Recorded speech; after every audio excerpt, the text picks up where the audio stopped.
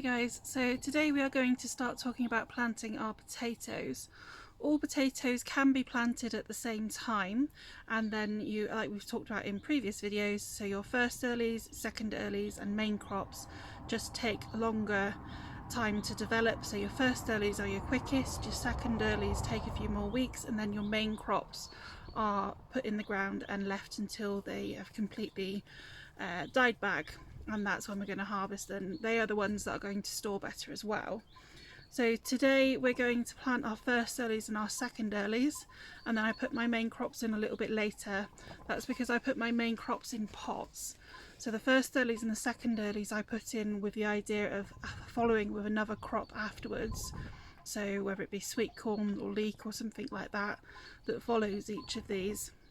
In this case, the first earlies are going to go in, and then the sweet corn is going to follow them. We talked previously about all the different types of potatoes, but there's also another thing to consider, and that's whether something is determinate or indeterminate. So a determinate potato grows on one layer and doesn't need the same hilling up or earthing up as the indeterminate does. Indeterminate do best in pots, and they often give a larger amount of crop, and they are often our main crop varieties, although they can go across the entire amount of potatoes. So don't think that it's just that determinates are first and second earlies, because that's not the case. It's good to check what yours are if you can find it out, as much as we don't need to earth up certain potatoes. So our determinate potatoes, what we do need to do is make sure that those potatoes are not exposed to the light, because that's when they'll go green. So we are still going to make sure that they are mounded up and that they have enough compost on the top or soil to make sure that they don't get exposed to any of that light, because then we won't be able to eat them anyway. For our spacings, we are looking at a spacing of around 30 to 37 centimetres for our first earlies, and then 45 centimetres for our second earlies, just because they put on more growth and they're going to have more chance to use that space and not cause issues with scab and things like that. And then our main crops, we are looking at a spacing of around 60 centimetres. If you're growing them in pots, then obviously that's going to be completely different, and depending on the size of the pot, we're either going to go with 1, 2, 3 or 4. You do want to give more space and not overcrowd them in pots, because you'll end up with lots of smaller potatoes. Another thing that we need to consider is how many shoots we have on each potato. So we've got a main shoot on this one here, and then I've got a few other little ones. If I had on this 3 or 4 really established ones, then because they are first or second earlies, that would produce lots of smaller potatoes, and that would be okay. But if on a main crop you had loads and loads of shoots, you may wish to reduce them down to 2 or 3 to make sure that you get some decent sized potatoes. So the less sprouts on them, the larger the potatoes are likely to be, just because they're putting up less shoots, and therefore each potato on those shoots have more energy to grow into a larger potato. And then if we have potatoes that are quite large, another thing that we can do is cut them. So you can see that we've got 3 shoots on the top here, and then we've got a few more coming down the bottom. So what we could do with this one is actually to cut it down here and all the way down, making sure that we've got at least 2 sprouts on each side of that potato. I'm not going to do that with these, but I may well do that with my main crop. So today we're going to put the first earlies and the second earlies in my beds, and then we will also put one lot of second earlies into tubs, just to give you an idea of how that is done slightly different than it's done into the ground. And then the final thing I'm also going to use is a fertiliser. I have tried to grow them in pots without a fertiliser, and they haven't done very well, and I found by adding something like this, it could also be that you put a little bit of well-rotted manure or bloodfish and bone. Doesn't have to necessarily be a potato fertiliser, but particularly in pots I found that they do really well, and because I've got it, I use it in the ground as well.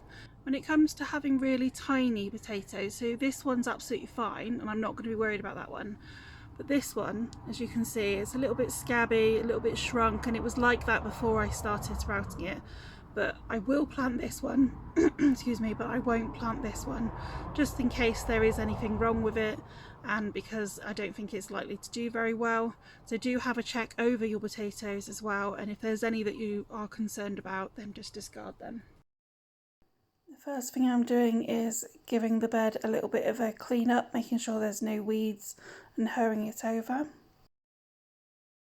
This is the first earlies going in this bed, so I'm using a dibber to make the holes, and then we're going to go back afterwards with a spade just to make sure that they're a little bit deeper and a bit wider, simply because the ground's a little bit wetter than it is usually. If you have got really wet ground still, I would hold off of putting your potatoes in yet.